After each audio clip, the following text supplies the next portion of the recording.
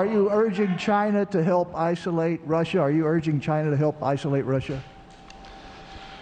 I'm not prepared to comment on that at the moment.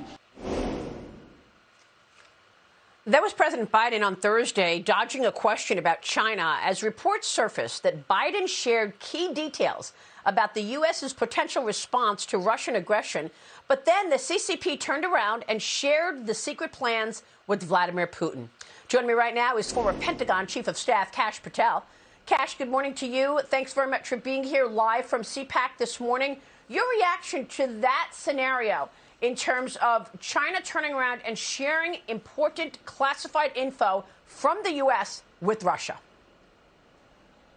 It is a colossal, good morning, Maria. It is a colossal failure of leadership, and it shows another distinction yet between the Biden administration and the Trump administration. The fact that the commander-in-chief wouldn't answer that question that no one is covering leads me to believe that he took classified intelligence, and the reporting is accurate now from multiple sources, and handed it over to our world's biggest enemy, U.S.'s biggest enemy, China. And then, of course, China was going to turn around and give it to Russia because Xi Jinping and Putin have paired up and teamed up against the United States of America. The fact that this commander-in-chief did not know that was going to happen is outrageous. But what is tantamount and disrupts American national security is that we're actually doing that. We, as the United States, are actually sharing classified information that jeopardizes Ukrainian national security interests, European national security interests, and Americans' lives.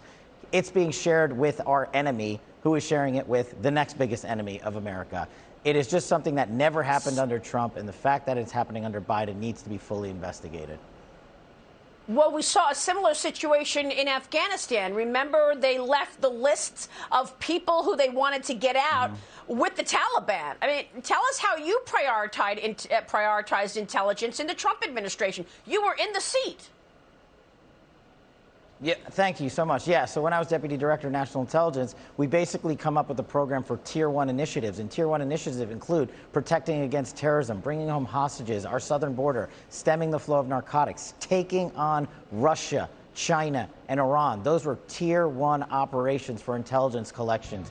And that's what we focused on. The difference here is this Department of Defense has been ordered to focus on climate change and the weather. Unbelievable. Kash Patel, stay right there. I want to get your take on the cyber activity we're seeing right now. Stay with us.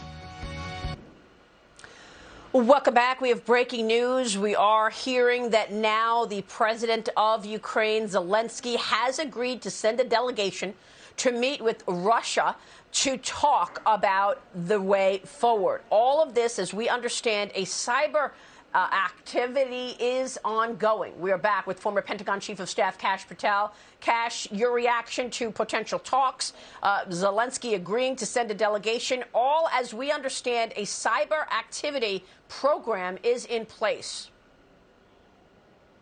Yeah, thanks, Maria. So look, we are always pleased when we can avoid conflict and war, and diplomatic negotiations can bring an end to civilian casualties and soldiers' casualties. My time in the Department of Defense taught me, if nothing else, preventing the loss of life is what diplomacy is all about, and it should always supplant war. When it comes to the cyber offensive operations, look, you and I both know, Maria, and I'm glad you're covering this, President Putin has always launched cyber offensive attacks against America, like he did in 2016 in the presidential campaign and onward. We know President Putin did not just launch cyber attacks against the world and America overnight. He planned that months ago when he was planning his invasion of the Ukraine. And the fact that our United States intelligence communities did not pick up on those cyber attacks and thwart them goes to show you and me and your audience what we were talking about at the top of the show here, that our intelligence community has not been prioritized to focus on the likes of Russia and China and Iran and protect American national security interests. And it wouldn't surprise me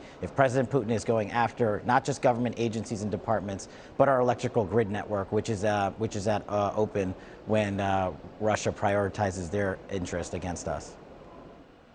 Yeah, we all have to be prepared for this, change passwords, whatever it takes. Real quick, any reaction to Putin getting his nuclear forces on alert?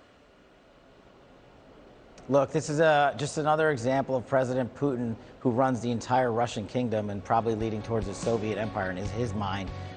So he can shout out that he's putting his nuclear arsenal. Kash Patel, thank you so much. Front. Great to see you this morning. Have a good Sunday, everybody. I'll see you tomorrow.